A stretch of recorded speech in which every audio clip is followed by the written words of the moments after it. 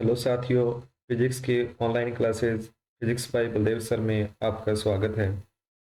आज की वीडियो में हम लेकर के आए हैं 10th क्लास का एक कंप्लीट चैप्टर इलेक्ट्रिक करंट में आपके पास एग्जाम्पल क्वेश्चन विद थ्योरी आपको सारा कुछ मिलेगा। जितना एग्जाम में आपके आता है वो सारी कंप्लीट में इस वीडियो में आपको मिल जाएगी। 10th के बोर्ड एग्जाम में से इस वीडियो में आपको सारे क्वेश्चन मिलेंगे इलेक्ट्रिक करंट के, बाहर कुछ नहीं है। तो आप इस वीडियो को ज़्यादा से ज़्यादा अपने दोस्तों के साथ शेयर करो, लाइक करो और चैनल की ग्रोथ में सहयोग करो। ज़्यादा समय नहीं लेते हुए चैप्टर स्टार्ट करते हैं। इलेक्ट्रिक विद्युत धारा क्लास 10th का जो चैप्टर है साइंस के अंदर उसको अपने लेकर के आए हैं। इसमें अपने क्वेश्चन वाइज इसको देखते हैं। पहला क्वेश्चन देखिए, विद्युत धारा किसे कहते हैं? विद्युत धारा किसे कहते हैं एवं इसके मात्रक को आपको बताना है। तो देखिए, विद्युत आवेश के प्रवाह की दर को विद्युत धारा कहते हैं। या आपने बोल सकते हैं आवेश की प्रवाह की दर क्या कहलाती है? विद्युत धारा कहलाती है। आपने लिखा हुआ है विद्युत आवेश के प्रवाह की दर विद्युत धारा कहलाती है। इसे कैपिटल आई से प्रदर्शित करते हैं। जो अपने पास है साइन है कैपिटल आई से प्रदर्शित करते हैं। विद्युत धारा का सूत्र बन जाएगा I is equal to Q by T. Q होता है अपने पास आवेश और टी होता है समय। तो अपने पास बोल सकते हैं धारा बराबर क्या होता है? आवेश बटा समय। आवेश का मात्रक क्या होता है? आवेश का मात्रक होता है कुलाम। आवेश का मात्रक होता है कुलाम और समय का मात्रक होता है सेकेंड। आवेश बटा कुलाम क्या हो गया आपके पास? समय हो गया। सॉरी, आवेश बटा कुलाम हो गया आपके पास विद्युत धारा। ये अपने पास समय से लिखते हैं।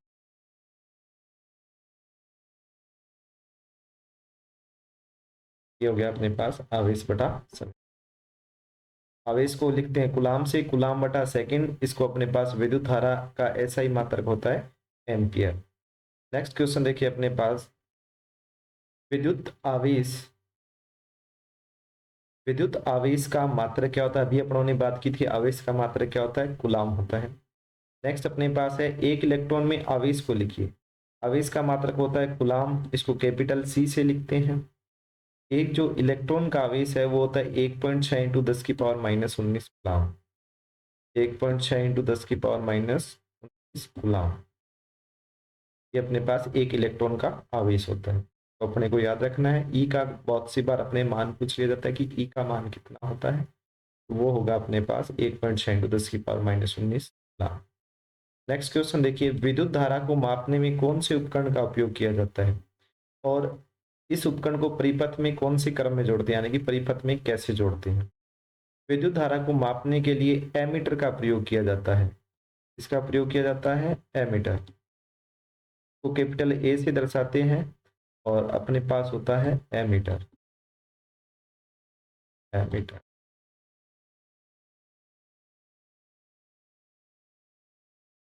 को बोलते हैं एमीटर। और एमीटर हमेशा परिपथ में क्या होता है? श्रेणी क्रम में जोड़ा जाता है। परिपथ में एमीटर श्रेणी क्रम में जोड़ा जाता है।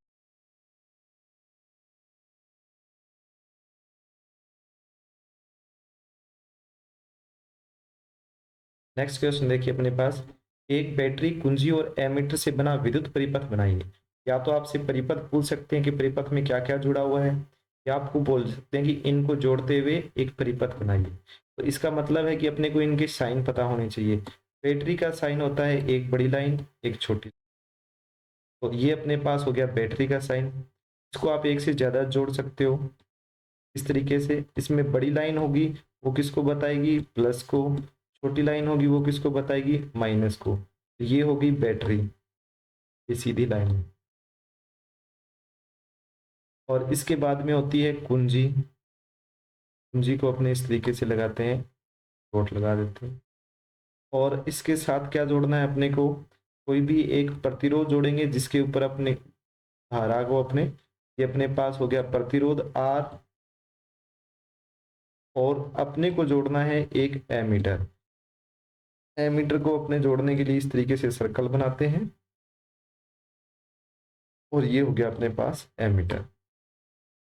ये हो गया एमीटर, ये प्रतिरोध R, ये कुंजी K, और ये अपने पास बैटरी E। इस तरीके से अपने इसको परिपथ को बनाते हैं। तो अपने को क्वेश्चन दिया गया था कि एक बैटरी, कुंजी, एमीटर और प्रतिरोध को अपने पास लेकर के एक परिपथ बनाना है, तो अपने इस तरीके से। नेक्स्ट क्वेश्चन देखिए, एक विद्युत बल्ब तंतु में 0.5 एम्पियर की विद्युत धारा 10 मिनट तक प्रवाहित की जाती है, तो आवेश का परिमाण ज्ञात करो। देखिए अपने को सबसे पहले दिया हुआ क्या है, दिया है अपने को विद्युत धारा I, विद्युत धारा दी गई है, समय दिया गया है, और समय हमेशा देखिए इनको ऐसा ही मात्रकों में लेना है। धारा का मात्रक एम्पियर है, तो अपने पास एम्पियर आ चुका है। मिनट समय का मात्रक होता है सेकंड में, तो 1 मिनट में 60 सेकंड होते हैं, तो 10 मिनट में हो गए 600 सेकंड। ये दो चीज अपने को दी गई। अब अपने पास आता है सूत्र। सूत्र क्या होता है, देखिए अपने पास धारा का सूत्र अपने पास था कि आवेश प्रवाह की दर I इज इक्वल टू होता है Q बटा T। तो यहां से अगर अपने Q का मान निकाला जाए तो Q बराबर हो जाएगा I इंटू टी। धारा का मान अपने को दे रखा है 0.5 एम्पियर, समय का मान दे रखा है अपने को 600 सेकंड, दोनों को गुणा करेंगे 300, और आवेश का मात्रक क्या होता है, कूलाम। तो इस तरीके से अपने इसको सॉल्व करते हैं। नेक्स्ट क्वेश्चन देखिए, विद्युत विभव किसे कहते हैं और विभवांतर का मात्रक लिखिए। विभव और विभवांतर अपने पास मात्रक समान होता है, अपने को बताना है कि विभव की परिभाषा क्या होती है, विभवांतर की क्या होती है, और इनके मात्रक क्या होते हैं। देखिए विभव की परिभाषा क्या होती है, अनंत से एकांक तीक्ष्ण धनावेश यानी कि एकांक आवेश को विद्युत क्षेत्र के किसी बिंदु तक लाने में जो कार्य करना पड़ता है, वो कार्य उस बिंदु का विभव कहलाता है। अपने पास ये कोई भी आवेश का एक विद्युत क्षेत्र है, अनंत से अपने किसी आवेश को इसके अंदर किसी पॉइंट तक लेकर के आते हैं, उस पॉइंट तक लाने में जो कार्य करना पड़ता है, वो एकांक आवेश को लाने में किया गया कार्य क्या कहलाता है, उस बिंदु का विभव कहलाता है। और ये अपने पास फॉर्मूला आता है इसका, विभव इज इक्वल टू होता है कार्य बटा में आवेश। विभव इज इक्वल टू होता है कार्य बटा में आवेश। नेक्स्ट देखिए अपने पास आता है विभवांतर। तो ये तो अनंत से लेकर के आ रहे थे, तो वो तो उस बिंदु का विभव हो गया। अगर ये दूसरे बिंदु तक लेकर के आएंगे तो वो उस बिंदु तक का विभव हो जाएगा। और विद्युत क्षेत्र के अंदर एक बिंदु से दूसरे बिंदु तक ले जाने में किया गया कार्य उन दोनों बिंदुओं के मध्य क्या कहलाता है, विभवांतर कहलाता है। तो इसकी परिभाषा देखिए, एकांक आवेश को विद्युत क्षेत्र के किसी एक बिंदु से, एकांक आवेश को विद्युत क्षेत्र के किसी एक बिंदु से दूसरे बिंदु तक ले जाने में किया गया कार्य उन बिंदुओं के मध्य विभवांतर कहलाता है, यानी कि मध्य विभवों का अंतर कहलाता है।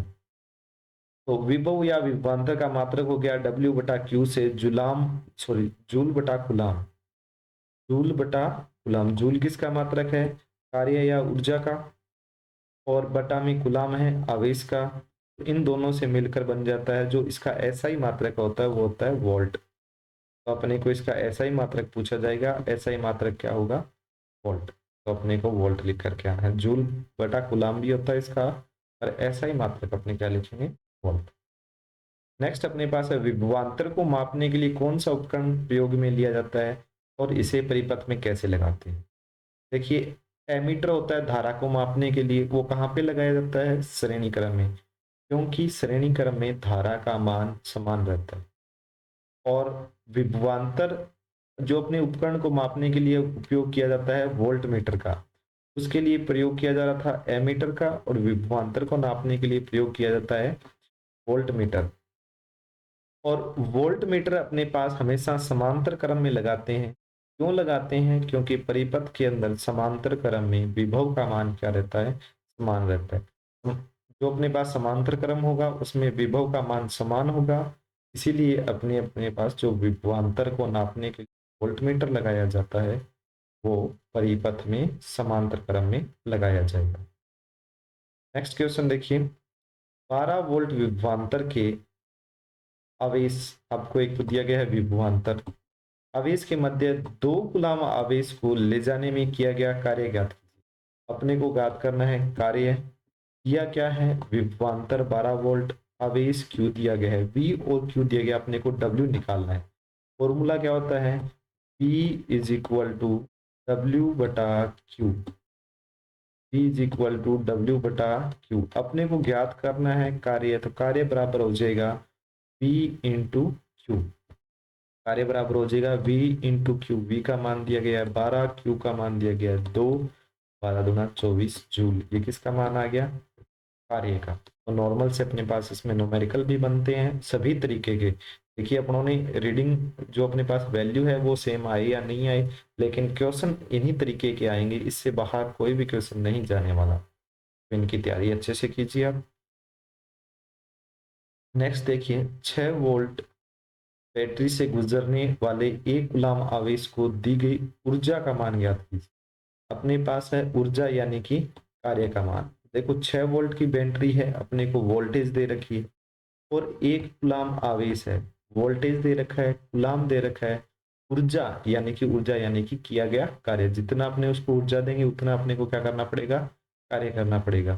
तो कई बार अपने इसमें ऊर्जा में कंफ्यूज हो जाते हैं, तो इस चीज का ध्यान रखना। वोल्ट और आवेश दिया गया है, तो अपने को क्या याद करना है, कार्य एक प्रकार की ऊर्जा है, तो वो कार्य का मान ही पूछ रहा है।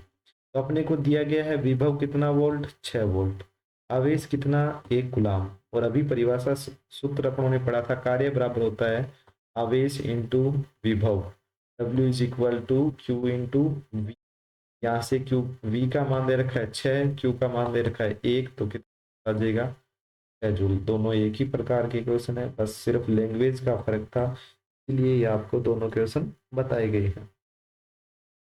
नेक्स्ट देखिए, ये आपके पास थ्योरेटिकल इंपॉर्टेंट क्वेश्चन बनता है। ओम का नियम लिखिए। ओम का नियम क्या होता है उसको लिखना है, और इसके लिए धारा और विभवांतर के मध्य ग्राफ किस प्रकार आता है वो भी अपने को दर्शाना है।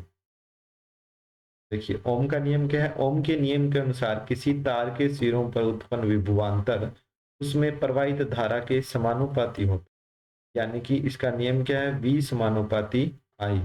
जबकि तार का ताप नियत होना चाहिए, ये इसके अंदर अनिवार्य कंडीशन है। अगर ताप बढ़ाओगे तो अलग बात है, लेकिन अगर ताप नियत रहता है तो धारा बढ़ाने पर वोल्टेज का मान बढ़ता है। तो V समानुपाती I आ गया। अगर V और I के मध्य ग्राफ बनाएंगे तो समानुपाती का ग्राफ कैसे आएगा, स्ट्रेट लाइन आएगा। और तो ये अपने पास VI ग्राफ आ जाता है, स्ट्रेट लाइन। जबकि टेम्परेचर क्या होता है इस पे constant। अगर यहाँ पे समानुपाती का चिन्ह हटाते हैं तो नियतांक आता है R, और इसको अपने बोलते हैं प्रतिरोध।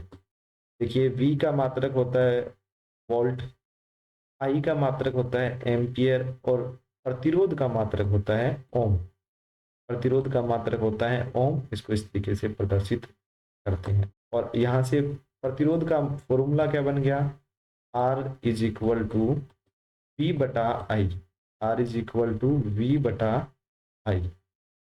ये अपने पास प्रतिरोध का फॉर्मूला आ गया।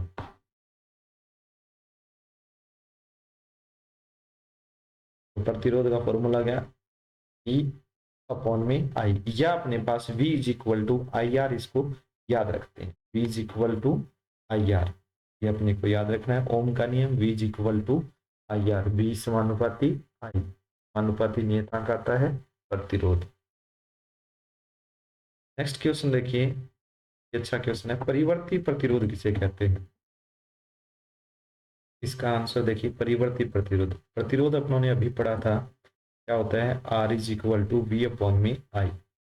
यहाँ से परिवर्ती का मतलब क्या है, लगातार बदलने वाला। तो इसको परिभाषित कैसे करेंगे, स्रोत की वोल्टता को बिना परिवर्तित किए, यानी कि जो V is equal to I R होता है, V is equal to I R होता है, उसके अंदर परिभाषा अपने वहां से बनाते हैं। स्रोत की वोल्टता V को बिना परिवर्तित किए, अगर ये कांस्टेंट है तो I और R का मान गुणनफल भी क्या होगा, कांस्टेंट होगा।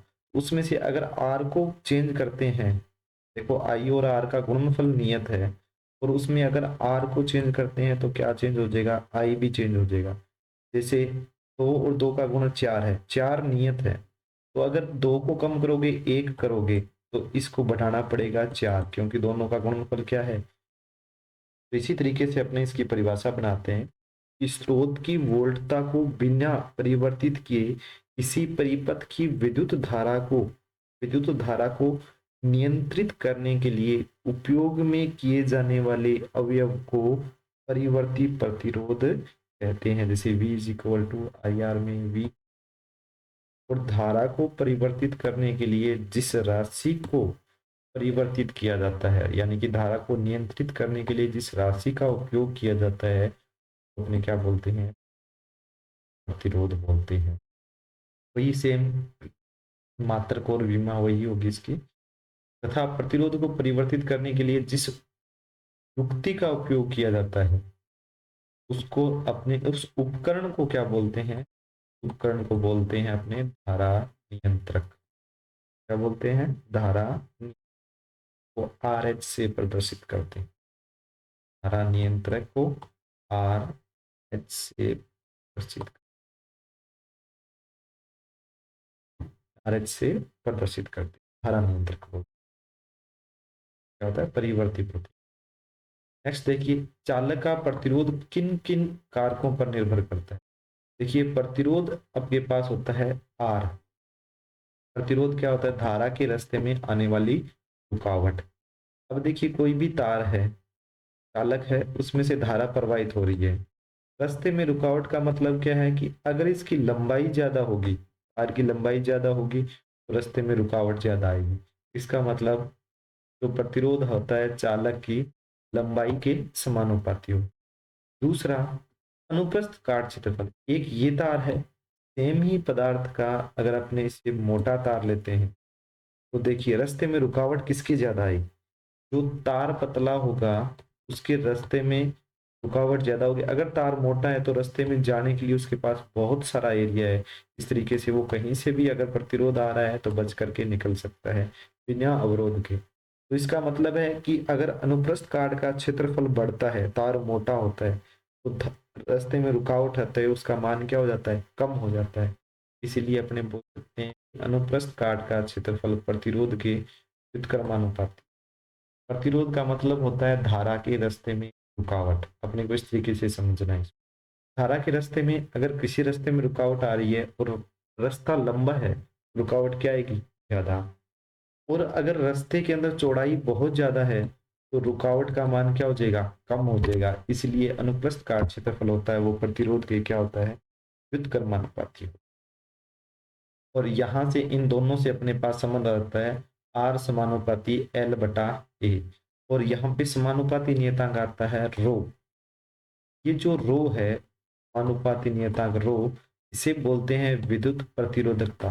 ये चालक की प्रतिरोधकता बोलते हैं, जिसका मान पदार्थ की प्रकृति पर निर्भर करता है।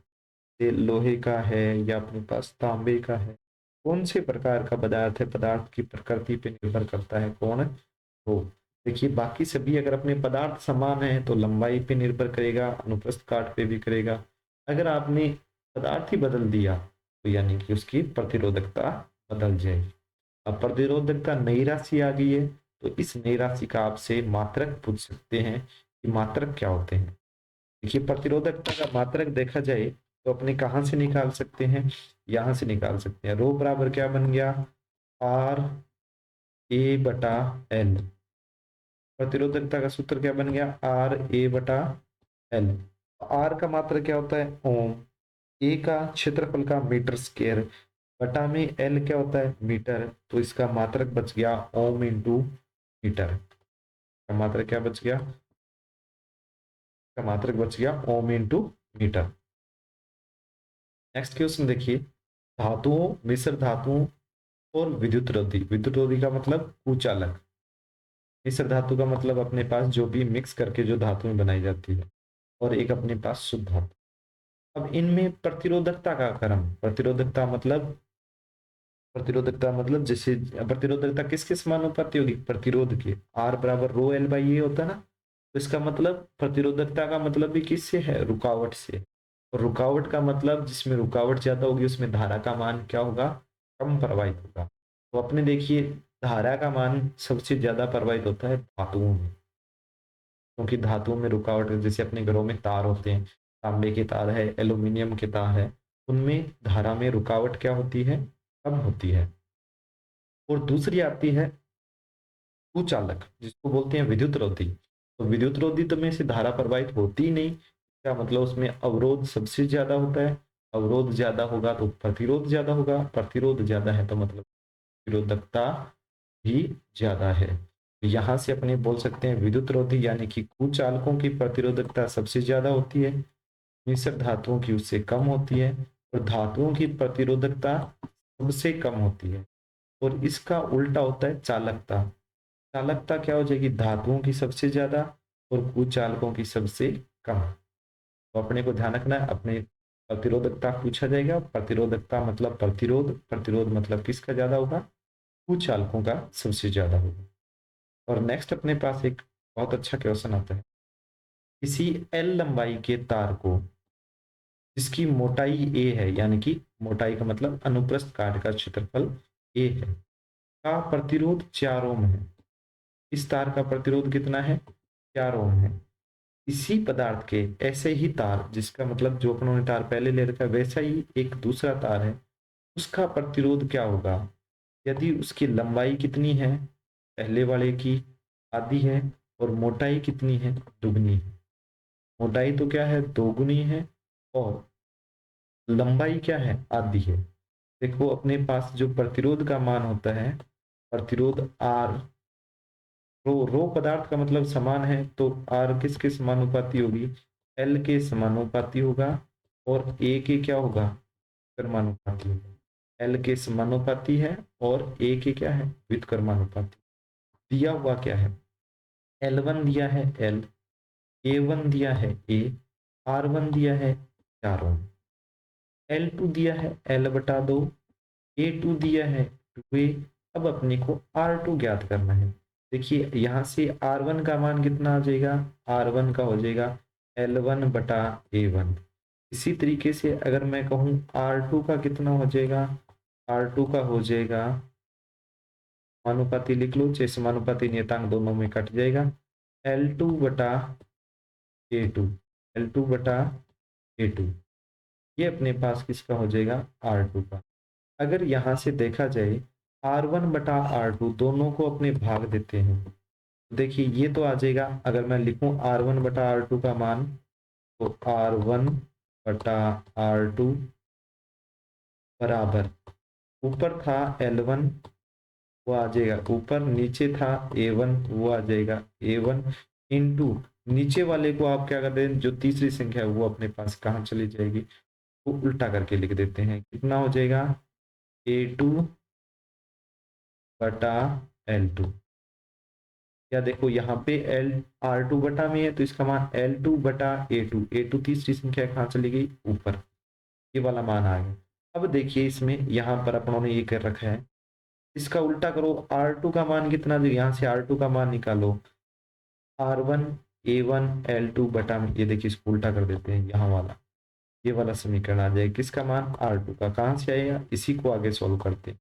देखिए आर टू का मान R one into A one L two, A one L two बटा में एल वन ए टू, बटा में एल वन ए टू, ये चीज आ गई। अब अपने मान रख देते हैं, एल टू का मान कितना है, एल बटा दो, बटा में एल वन का मान कितना है, इधर ए वन का मान कितना है ए, और इसका मान कितना है ए टू का। आर वन का मान है 4 ओम।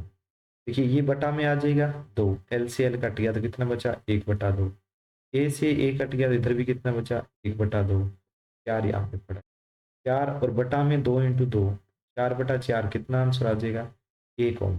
बहुत अच्छा क्वेश्चन है ये वाला, बहुत ही अच्छा, बहुत से बार एग्जाम में ये पूछा जाता है। अगर बड़ा क्वेश्चन, इस तरीके का क्वेश्चन आपसे इसी तरीके का अपने पास क्वेश्चन कर सकते हैं। कई बार क्वेश्चन को ऐसे दिया जाता है, खींच करके इसको दुगना किया जाता है। जब खींचोगे ना तो उसका आयतन नियत रहता है, खींचोगे तो आयतन क्या रहता है, नियत। आयतन क्या होता है, क्षेत्रफल गुणा लंबाई। अगर लंबाई बढ़ाओगे तो उसका क्षेत्रफल क्या हो जाएगा, कम हो जाएगा, यानी कि तार को खींचते हैं तो वो क्या हो जाएगा, पतला हो जाएगा। उसमें इस कंडीशन का उपयोग करना है, एल वन ए वन बराबर एल टू ए टू। अब आपसे जो भी कोई चीज वो क्वेश्चन किसी भी तरीके का पूछ रहा है तो आप उसको इस तरीके से कर सकते हो। तो ये चीज ध्यान में रखने की, इस तरीके का क्वेश्चन भी बन सकता है। नेक्स्ट अपने पास बहुत ही सही अपने पास डेरिवेशन है। देखिए क्या है, प्रतिरोधों के श्रेणीक्रम संयोजन का सूत्र स्थापित करो। यानी कि आपके पास क्या क्वेश्चन दिया गया है कि प्रतिरोध है वो किस में जोड़े गए हैं, श्रेणी क्रम में जोड़े गए हैं। और श्रेणी क्रम कौन सा होता है, पहले तो ये देखिए, ये अपने पास तीन प्रतिरोध है, इनके मान R1 R2 R3 है। और इनको अपने पास किसी सर्किट में जोड़ना है, तो सर्किट में जोड़ने के लिए इनके साथ लगा दी बैटरी और इसके साथ लगा दी कुंजी। ये इनका सर्किट का, और इस सर्किट के अंदर विभवांतर है यानी कि V, इसमें धारा प्रवाहित हो रही है I प्रवाहित हो रही है। अब देखो ये श्रेणी क्रम में जुड़े हुए हैं, श्रेणी क्रम कौन सा होता है, आपको ये याद रखना है कि पहले प्रतिरोध का दूसरा सिरा, देखो ये पहला प्रतिरोध है, इसका दूसरा सिरा दूसरे प्रतिरोध के पहले सिरे से जुड़ा हो, तथा दूसरे प्रतिरोध का दूसरा सिरा तीसरे प्रतिरोध के पहले सिरे से जुड़ा हुआ हो, और इस तरीके से प्रतिरोध जुड़े हैं। ये वाला क्रम कौन सा होता है, श्रेणी क्रम होता है। और श्रेणी क्रम में अपने पास देखिए माना तीन प्रतिरोध श्रेणी क्रम में जुड़े हैं, इनके मान R1 R2 और R3 है, और इनके सिरों पर विभवांतर V1 V2 V3 है। कुल विभवांतर कितना है, परिपथ के अंदर V है, कुल विभवांतर कितना है V। पहले तार पहले प्रतिरोध पे कितना V1, दूसरे पे कितना V2, तीसरे पे कितना V3। तो अगर अपने पूछे कि परिपथ का कुल विभवांतर कितना हो जाएगा, V1 plus V2 plus V3। अब देखिए श्रेणी क्रम है, श्रेणी क्रम में धारा का मान क्या रहता है, नियत रहता है। श्रेणी क्रम में जितने भी प्रतिरोध लगाओगे उन सभी प्रतिरोधों में धारा I का मान क्या रहता है, नियत रहता है। धारा I का मान क्या रहता है, नियत रहता है। तो देखिए अब आपने वो इसको याद किस तरीके से करना है कि ये जो एक नंबर समीकरण अगर आपने बना ली, कंफ्यूज होता है कि I बराबर I1 I2 I3 लिखें या V बराबर V1 V2 V3 लिखें। तो अपने को ये ध्यान में रखना है, श्रेणी क्रम में धारा नियत होती है तो किसको जोड़ेंगे, वोल्टेज को जोड़ेंगे। समांतर क्रम में वोल्टेज समान होती है तो किसको जोड़ेंगे, धारा को जोड़ेंगे। ये चीज ध्यान में रखें। तो अपने श्रेणी क्रम को सिद्ध करना है तो श्रेणी क्रम में क्या चीज समान होती है, धारा। तो जोड़ेंगे किसको, वोल्टेज को। वोल्टेज का मान कितना हो जाएगा, V1 plus V2 plus V3। अब देखिए श्रेणी क्रम का कुल प्रतिरोध अपने मान लेते हैं RS, पहला R1 दूसरा R2 तीसरा R3, कुल मान लेते हैं कितना है RS। तो फॉर्मूला क्या होता है, V बराबर IR, कुल प्रतिरोध V, कुल धारा I, और कुल प्रतिरोध कितना हो गया RS लिख सकते हैं। इसी तरीके से V1 का मान कितना हो जाएगा, V1 के अंदर धारा कितनी प्रवाहित हो रही है, धारा तो सभी में I प्रवाहित हो रही है। पहले का प्रतिरोध कितना है R1, तो V1 का मान कितना हो जाएगा IR1। इसी तरीके से V2 का मान कितना हो जाएगा, इसमें धारा प्रवाहित हो रही है I, और इसका प्रतिरोध है R2, तो इसके सिरों पर विभवांतर V2 का मान कितना हो जाएगा IR2। इसी तरीके से तीसरे प्रतिरोध के सिरों पर विभवांतर कितना हो जाएगा, धारा तो सभी में I प्रवाहित हो रही है, तीसरे की वोल्टेज V3 और उसका प्रतिरोध R3, तो V3 बराबर हो जाएगा IR3।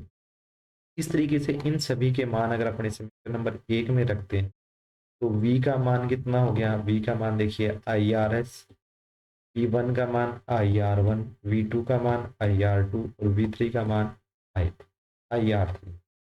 और तीनों दोनों तरफ से अपने क्या ले लेते हैं, I कॉमन ले लेते हैं, और I कॉमन लेकर के अगर कैंसिल कर दिया जाए तो RS श्रेणी क्रम में प्रतिरोध का मान R1 प्लस R2 प्लस कितना हो जाएगा R3। श्रेणी क्रम का मतलब पहले प्रतिरोध का दूसरा सिरा दूसरे प्रतिरोध के पहले से जुड़ा हो, और दूसरे का दूसरा सिरा तीसरे के पहले से जुड़ा हो, और इसी क्रम में आगे जुड़े हो, इस प्रकार का कहलाता है श्रेणी क्रम संयोजन।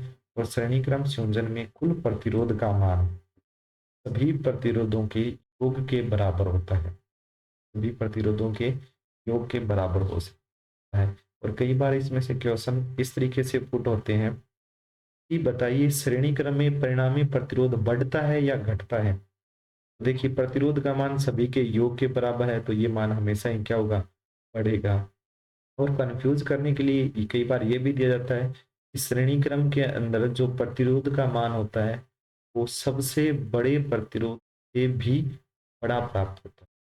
देखो सभी के जोड़ के बराबर है, R3 मान लीजिए सबसे बड़ा है, तो इसमें R1 और R2 तो जुड़ेंगे, इसका मतलब सबसे बड़े प्रतिरोध आएगा, बड़ा आएगा। कुछ इसकी विशेषताएं हैं वो अपने को ध्यान रखनी है। नेक्स्ट आ जाता है, अभी अपनों ने पढ़ा था श्रेणी क्रम, अब अपने को पढ़ना है समांतर क्रम। और समांतर क्रम में क्या होता है, सभी प्रतिरोध सभी प्रतिरोध के पहले सिरे एक साथ जुड़े होते हैं और सभी प्रतिरोधों के दूसरे सिरे एक साथ जुड़े होते हैं। इस तरीके से देखो, पहला प्रतिरोध, दूसरा, तीसरा, और इन्हीं के साथ में जुड़ी होती है बैटरी, और अपने आगे कुंजी का तो पूरा कर सकते हैं, यहाँ पे कुंजी लगा सकते हैं। अब देखिए ये बैटरी है, इसके सिरों पर विभवांतर कितना भी, और ये सारे के सारे श्रेणी क्रम में है, तो इन सभी के सिरों पर भी विभवांतर कितना होगा, ये समांतर क्रम में विभवांतर का मान क्या रहता है, समान रहता है। और समांतर क्रम होता क्या कौन सा है, जिसमें जिसमें प्रतिरोधों के पहले सिरे एक साथ और दूसरे सिरे दूसरे बिंदु पर एक साथ जुड़े हो, इस प्रकार का क्रम कहलाता है समांतर क्रम संयोजन। इस प्रकार का क्रम क्या कहलाता है, समांतर क्रम संयोजन। और समांतर क्रम संयोजन के अंदर अभी अपनों ने पढ़ा था कि वोल्टता का मान समान रहता है। अगर समांतर क्रम में वोल्टता का मान समान रहता है तो किसका मान अलग अलग होगा, धारा का मान अलग अलग होगा। मान लीजिए पहला प्रतिरोध है R1, R1 प्रतिरोध में से धारा जा रही है I1, R2 में से धारा जा रही है I2, और R3 में से धारा जा रही है I3। अभी अपनों ने बात की थी इस श्रेणी क्रम में धारा का मान समान होता है, नंबर एक, कुल वोल्टता सभी वोल्टताओं के योग के बराबर होती है। जबकि अभी अपने पढ़ेंगे समांतर क्रम में किसका मान समान होता है, वोल्टता का, तो परिपथ की कुल धारा सभी धाराओं के योग के बराबर होती है। नॉर्मल से, इसमें कोई रट्टा मारने वाली चीज है नहीं। इतनी बात ध्यान रखनी है, श्रेणी क्रम में धारा का मान समान होता है और समांतर क्रम में वोल्टता का मान नियत होता है। वोल्टता का मान क्या होता है, मान होता है। तो अगर अपने देखें इसका कुल प्रतिरोध आरपी, आरपी का मतलब पैरेलल यानी कि समांतर क्रम का कुल प्रतिरोध अगर आरपी है, तो देखिए धारा कितनी होती है, V बराबर आई आर फॉर्मूला होता है। कुल धारा V, कुल वोल्टेज V, और कुल प्रतिरोध RP, तो इसका फॉर्मूला क्या बन गया, V बराबर आई आर पी। और अगर I का मान निकालेंगे तो कितना आ जाएगा, V बटा आर पी। देखिए इसी फॉर्मूले से बनता है। दूसरा, अगर अपने I1 का मान निकालेंगे तो E तो सभी के लिए क्या है, समान है। I1 का मान कितना आ जाएगा, E बटा R1। और इसी तरीके से I2 का मान कितना आ जाएगा, E बटा R2। और I3 का मान कितना आ जाएगा, E बटा R। तो इस तरीके से अपने ये सारे कर सकते हैं। नेक्स्ट देखिए, अब इसमें जो ये वाले मान आए हैं वो अपने रख देते हैं समीकरण नंबर एक में। समीकरण नंबर एक में आई का मान V बटा आर पी, I1 का मान V बटा R1, I2 का मान V बटा R2, I3 का मान V बटा R3। और इसमें से V कॉमन ले लेते हैं तो अपने पास आंसर क्या बच गया, 1/RP, अंतर क्रम का कुल प्रतिरोध का व्युत्क्रम 1/RP बराबर 1/R1 plus 1/R2 plus 1/R3। जितने भी प्रतिरोध होंगे वो सारे इसी क्रम में जुड़ते जाएंगे।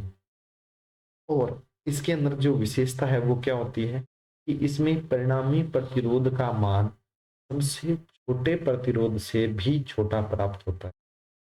देखिए श्रेणी क्रम में जो मान था वो सबसे बड़े प्रतिरोध से भी बड़ा था, और समांतर क्रम में प्रतिरोध का मान है वो सबसे छोटे प्रतिरोध से भी छोटा प्राप्त होता है। तो ये चीजों का अपने ध्यान रखना है। तो डेरिवेशन है, देखिए तीन बड़े क्वेश्चन बनते हैं, समांतर क्रम, श्रेणी क्रम, ओम का नियम, और अपने पास विद्युत शक्ति।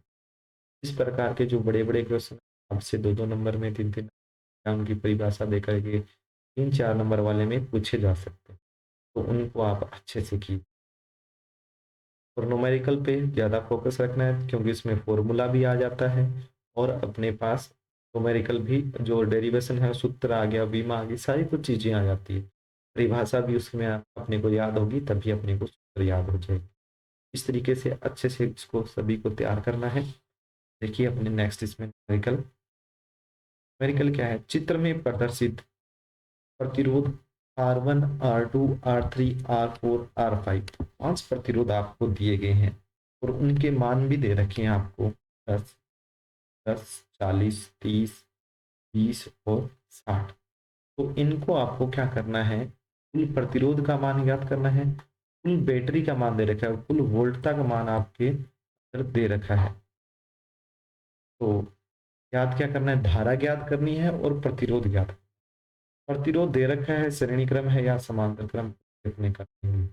और दूसरा क्या दे रखा है, वोल्टता दे रखी है 12 वोल्ट। यही हुई दो चीजें, एक तो सभी प्रतिरोध दे रखे हैं और दूसरा सभी कुल वोल्टता दे रखी है। तो अपने को ज्ञात करना है कुल धारा। कुल धारा ज्ञात करने के लिए अपने पास कुल वोल्टता सॉरी कुल प्रतिरोध, कुल वोल्टता तो दे रखी है, कुल प्रतिरोध का मान कैसे आएगा, कुल प्रतिरोध का मान आ जाएगा इन सभी के संयोजन से। देखिए संयोजन कितना है, R1 का मान दे रखा है 10 ओम, R2 का मान दे रखा है 40 ओम। ये दोनों कौन से क्रम में है, समांतर क्रम में। पहले तो इन दोनों को सोल्व करते हैं। पहले वाले दोनों का आंसर कितना आएगा, 1/RP। इन दोनों के समांतर क्रम का मान कितना आ जाएगा, 1/R1 यानी कि 1/10 प्लस आएगा 1/40, 1/40। इनका एलसीएम कितना बन गया, इनका एलसीएम बन गया 40 और यहाँ से कितना आ गया 4, यहाँ से कितना आ गया 1। तो इसका आंसर कितना आ गया, 1/RP का मान कितना आ गया, 1/RP का मान आ गया 5/40, 5/40 को काटते हैं तो 8×5=40।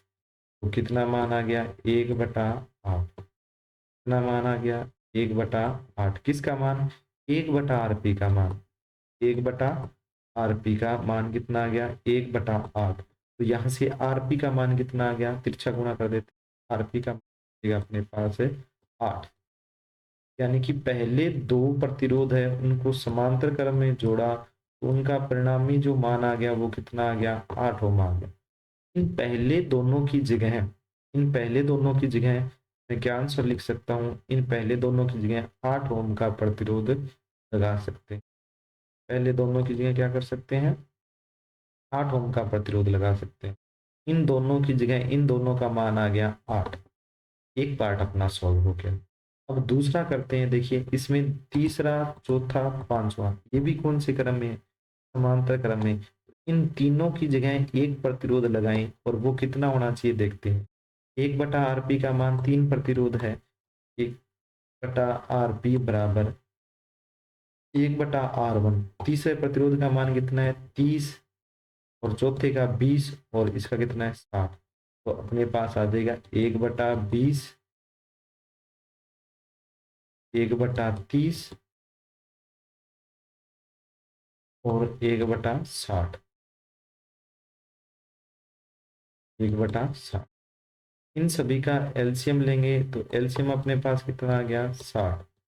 एलसीएम कितना आ जाएगा 60।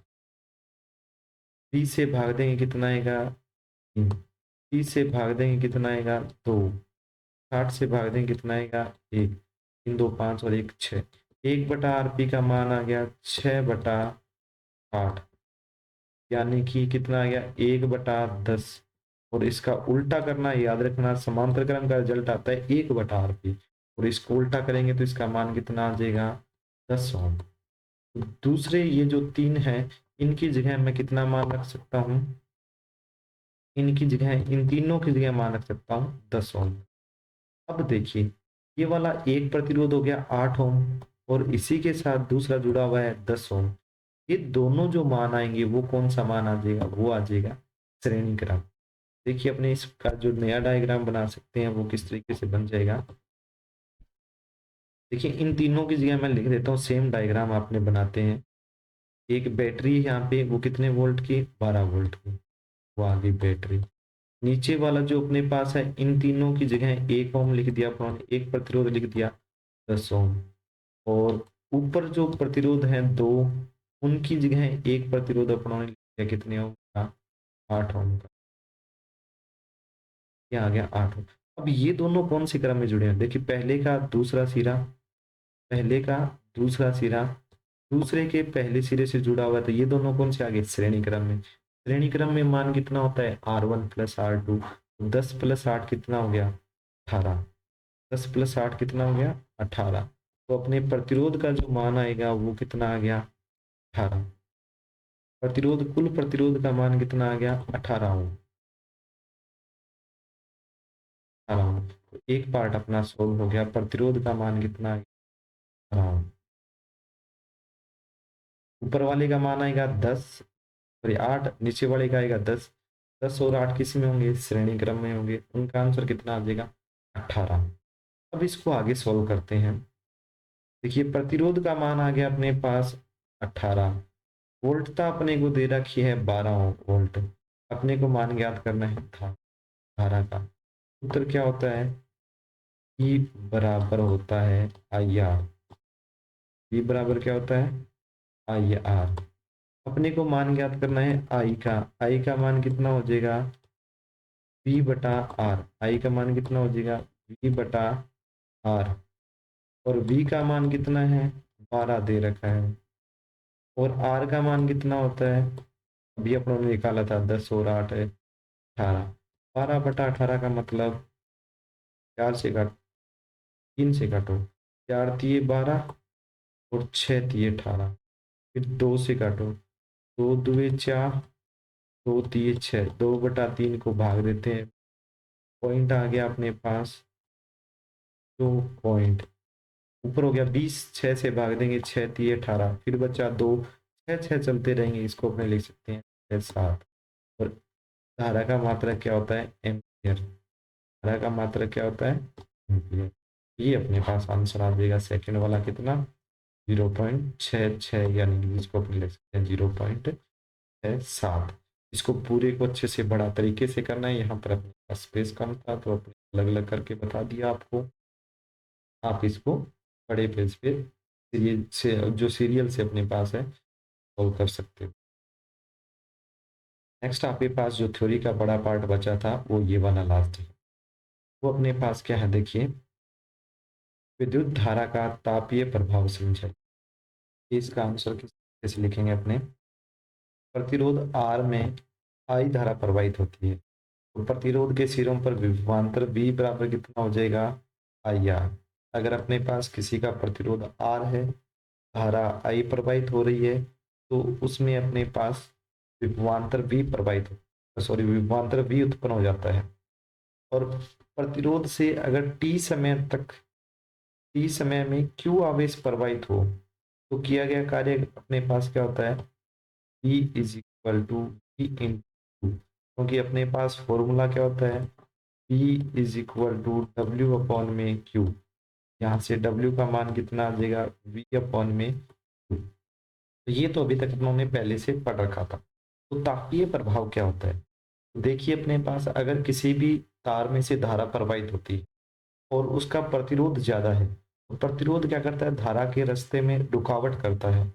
और वो जो रुकावट के कारण धारा को कार्य करना पड़ता है उसके विरुद्ध, तो उसके कारण क्या होती है, उष्मा के रूप में हानि होती है।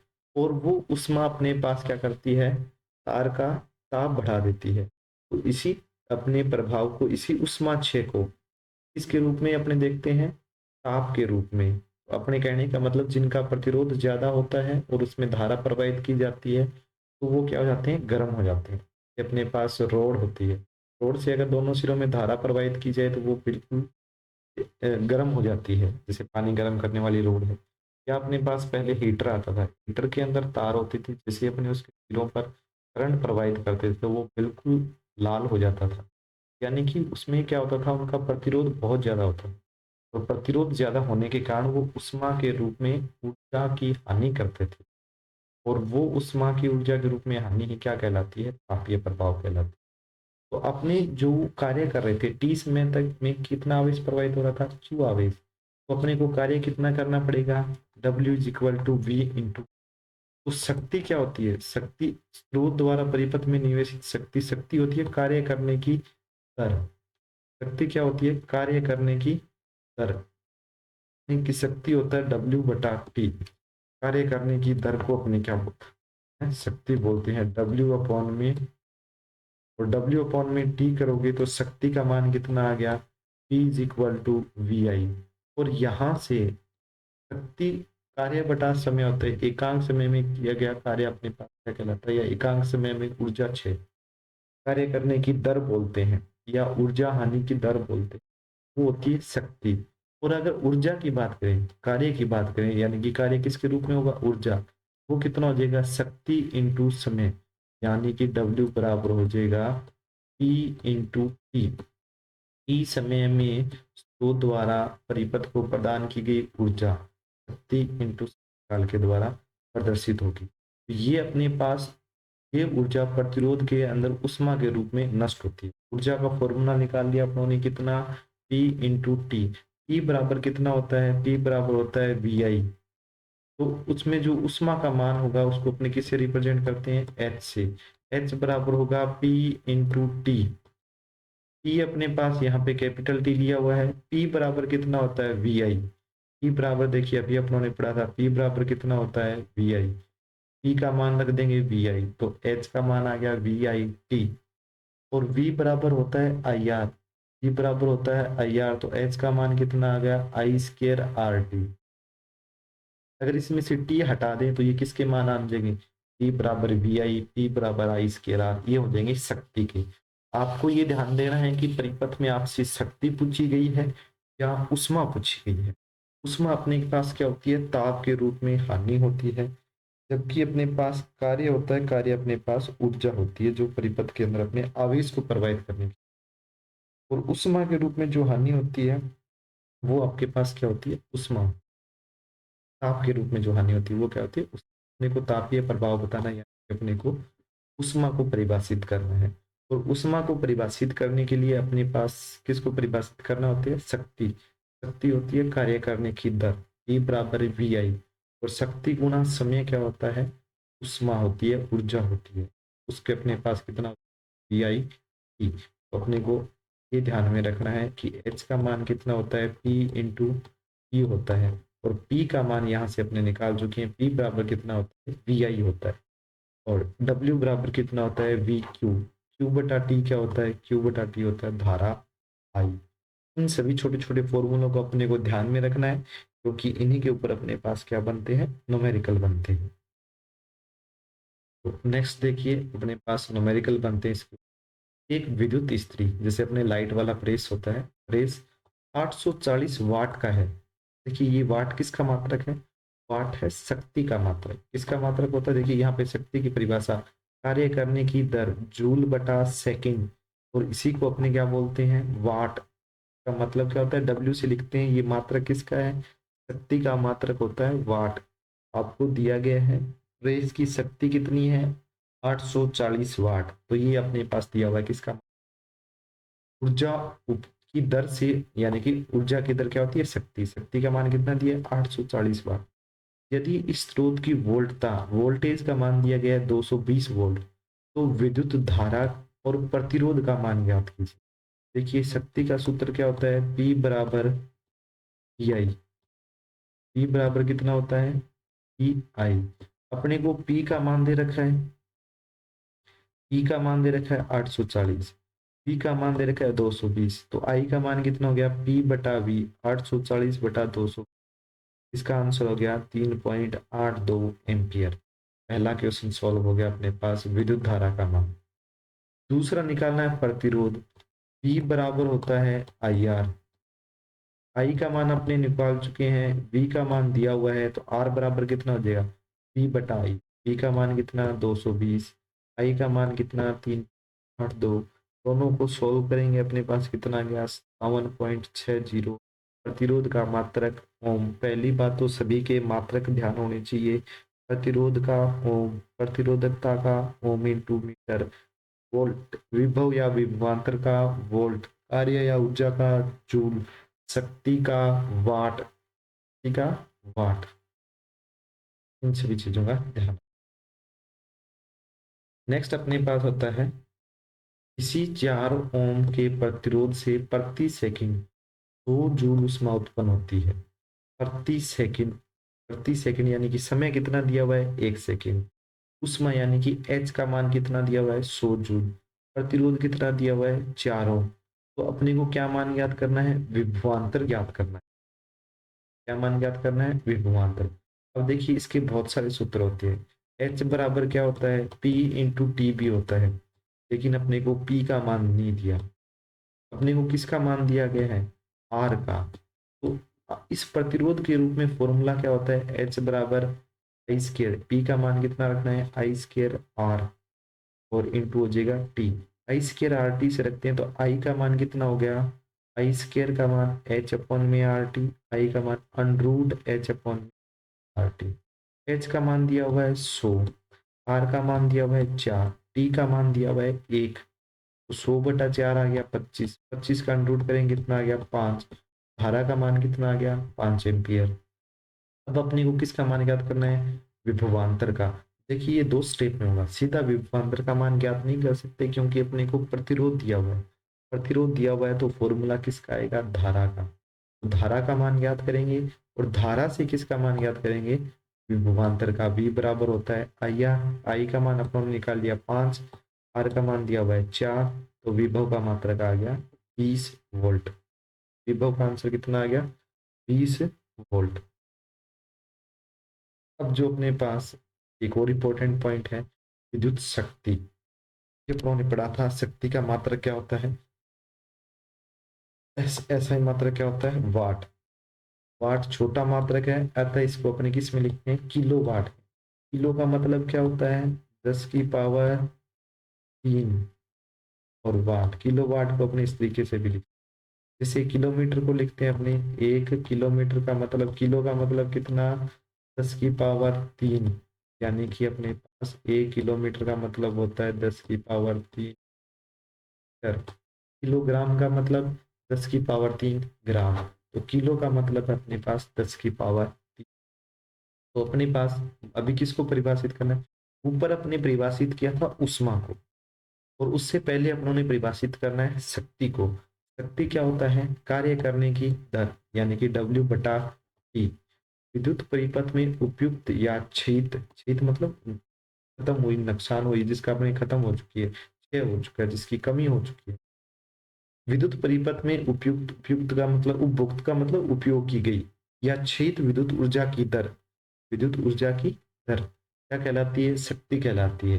ये पी से व्यक्त करते हैं, पी बराबर होता है W/T।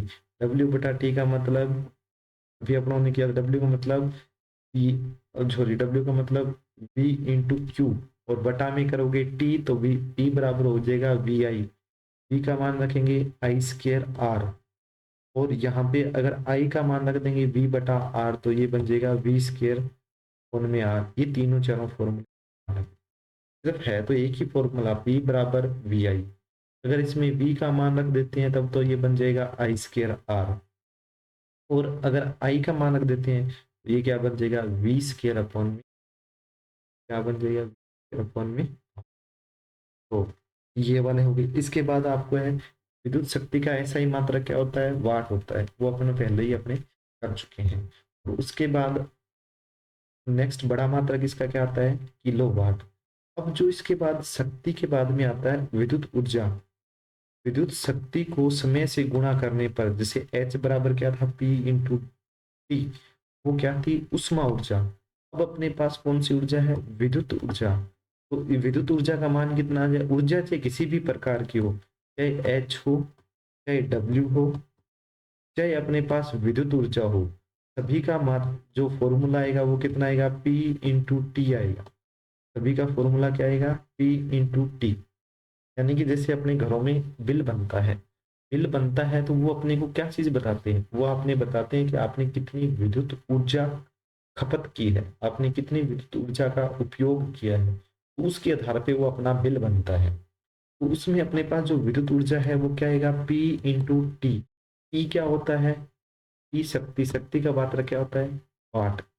और समय का मात्रा क्या होता है, घंटा। यदि समय को घंटा में लिया जाए, समय को किस में लिया जाए, घंटा में, और वाट को लिया जाए किलोवाट में, तो ये क्या बन गया, किलोवाट घंटा।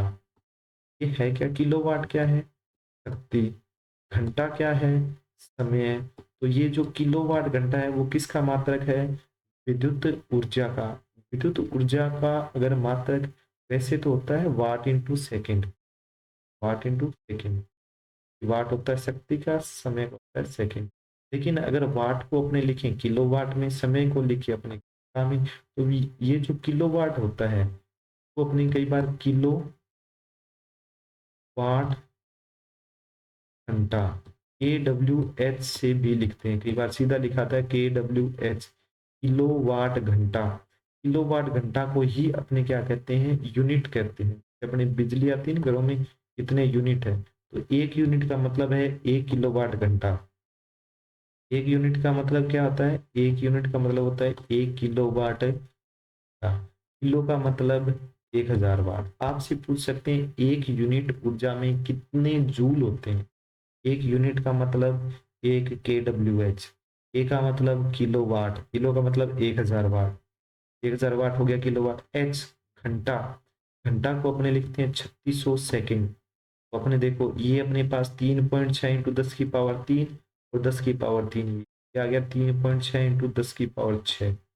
वाट इंटू सेकेंड किसका मात्रक है, हाँ, अभी बताया था ना, वाट इंटू सेकेंड किसका मात्रक है, जूल का, ऊर्जा का। तो इसका मतलब है एक किलो वाट घंटा, एक यूनिट में कितने जूल ऊर्जा होती है, आपसे पूछा जा सकता है एक किलो वाट घंटा या एक यूनिट में कितने जूल होते हैं। डायरेक्ट बताना है, 3 पावर है जूल। उसके बाद में इससे रिलेटेड एक न्यूमेरिकल है जो अपने अपने पास बिल बन करके आता है, उससे रिलेटेड बिल जो आता है आपके पास वो क्या होता है, किलो वाट घंटा के अंदर आता है, यूनिट में आता है। तो क्वेश्चन क्या है अपने पास, देखिए एक 400 वाट का रेफ्रिजरेटर, कितने वाट का है, 400 का, 400 वाट का रेफ्रिजरेटर आपको दे रखी है शक्ति कितनी, 400 वाट। 8 घंटे चलता है, कितने घंटे चलता है, 8 घंटे। 3 रुपया प्रति यूनिट, एक यूनिट का कितना खर्चा है, 3 रुपया। तो 30 दिन में जो ऊर्जा खर्च होगी उसका रेट क्या होगा। यानी कि अपने को दिया हुआ है डेली का एक 8 घंटे चलता है, तो अपने को देखना है 30 दिन में कितना घंटा चलेगा, 30 दिन में कितना घंटा चलेगा। और एक यूनिट का रुपया 3 है तो 30 दिन में कितना बिल आएगा। 30 दिन में रेफ्रिजरेटर चलेगा, एक दिन में कितने घंटे चलता है, 8। 30 दिन में चलेगा 30 इंटू 8, तो ये तो आ गया अपने पास घंटा, ये तो क्या आ गया, एच। और अपने को दिया हुआ है क्या, शक्ति कितने वाट है, 400 वाट। ये आ गया डब्ल्यू, डब्ल्यू का मान कितना, 400, एच का मान कितना, 240। दोनों को गुणा करेंगे कितना आ गया, 96,000 वाट इंटू घंटा। दोनों को गुणा करेंगे कितना आ गया, 96,000 वाट इंटू घंटा। अब अपने पास देखो इसको किस में बदलना है, किलो वाट घंटा, यूनिट क्या होता है, किलो वाट। तो ये जो 10 की पावर 3 है, ये कितना है, 10 की पावर 3, इसको अपने क्या लिख सकते हैं, किलो। ये अपने पास 10 की पावर 3 को लिख दिया किलो, वाट को लिख दिया डब्ल्यू। ये डब्ल्यू एच था, डब्ल्यू एच में से 1000 अपने हटा देंगे तो वो क्या बन जाएगा, किलो वाट है घंटा। ये कितने यूनिट बन गए, 96 यूनिट। एक यूनिट का कितना रुपया है, 3, 96 यूनिट का कितना हो गया, 288। तो कई बार इसको अपने पास इस तरीके से फॉर्मूला भी बनाते हैं, जो एक यूनिट है, यूनिट का मान कैसे निकालेंगे, वाट आपको दे रखा है, ठीक है, इनटू अपने पास आ जाएगा कितने, डेली कितने घंटे चलता है, वाट दे रखा है अपने को, डेली कितने घंटे चलता है, वाट, वाट दे रखा है, कितने घंटे चल रहा है वो भी अपने को दे रखा है, वाट इंटू घंटा दे रखा है, बटा में अगर अपने कर देंगे 1000, तो ये क्या बन जाएगा, किलोवाट बन जाएगा। ये क्या बन जाएगा, किलोवाट बन जाएगा। तो इस तरीके से भी अपने कर सकते हैं इस फॉर्मूले को कि वाट इंटू घंटा, वाट इंटू घंटा क्या बन जाएगा अपने पास, वाट इंटू घंटा बटा में 1000। ये फॉर्मूला बना सकते हो। वाट का मतलब कितना, 400। घंटे का मतलब 8 इंटू 30 240 बटा में 1000 करोगे, ये देखो 96,000 के बटा में 1000 करोगे तो ये कितना बचेगा, 96 किलोवाट। ये आप दोनों तरफ से किसी भी तरीके से कर सकते हो। चाहे आप बटा में 1000 कर दो, चाहे अपने पास जो 1000 है उसको अपने क्या लिख देते हैं, ये लिख देते हैं। आंसर वही आएगा अपने पास 96 यूनिट। 96 यूनिट को 3 से गुणा करेंगे तो कितना ही रुपये आ जाएगा, 288 रुपये। सारे अपने पास न्यूमेरिकल आप इसी तरीके से कर सकते हो। अगर इसमें 1000 को हटाने में दिक्कत आ रही है तो आप 1000 का भाग दे दो, वाट इंटू घंटा निकाल के, वाट इंटू घंटा निकाल करके एक का भाग दे दो 1000 का। या आप जो भी आंसर में 1000 आ रहा है उसकी जगह क्या लिख दो, लिख दो। वो आपकी इच्छा, आप कैसे। अब इसका सबसे इम्पोर्टेंट जो क्वेश्चन बनेगा आपके ऑब्जेक्टिव टाइप में वो यही बनेगा, निम्नलिखित में से कौन सा पद विद्युत परिपथ में शक्ति को निरूपित नहीं करता। शक्ति के अपने बहुत से मात्रक ले। अब इन फॉर्मूलों में से कोई एक ऐसा फॉर्मूला है जो शक्ति को प्रदर्शित नहीं करता है। शक्ति का फॉर्मूला अपने पास क्या था, शक्ति का फॉर्मूला था P बराबर W बटा टी, कार्य करने की दर या ऊर्जा हानि की दर। और ऊर्जा का फॉर्मूला था अपने पास V इंटू टू बटा में क्या था, टी। और इस Q बटा टी को अपनों ने क्या लिखा था, पी आई। तो इसमें से एक फॉर्मूला तो अपने पास बनता है वी आई, ये तो अपने बना चुके हैं, ये तो सही है। दूसरा v का मान अगर अपने रखते हैं आई आर, v की जगह क्या रख देते हैं, आई आर। आई इंटू आई क्या बन गया, आई स्क्वेयर। और इंटू क्या बन गया, आर। तो ये वाला फॉर्मूला भी बनता है आई स्क्वेयर आर। तीसरा आई हटा देते हैं, आई की जगह रख देते हैं v बटा आर। ये क्या बन जाएगा, आई की जगह रख दिया v इंटू वी स्क्वेयर बटा में आर। ये वाला फॉर्मूला भी बनता है।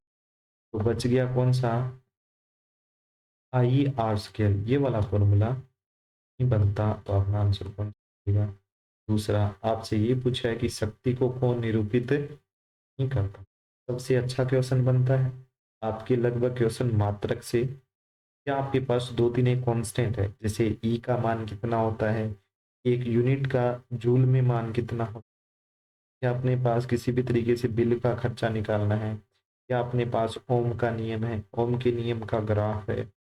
इस तरीके के बहुत छोटे छोटे क्वेश्चन, बहुत सी राशियों के मात्रक बन का मात्रक इसका, दो तीन एक परिभाषाएं बनती है। इन्हीं में से आपके छोटे क्वेश्चन बन, आपने जो वीडियो में किया है वो आपके लिए सफिशियंट है, आपको रिवीजन करने के लिए बहुत अच्छे से काम आए। तो आप इसको ज़्यादा से ज़्यादा शेयर कीजिए, इसको लाइक कीजिए, चैनल को सब्सक्राइब कीजिए। धन्यवाद। नेक्स्ट क्लास नए टॉपिक के साथ, तब तक के लिए।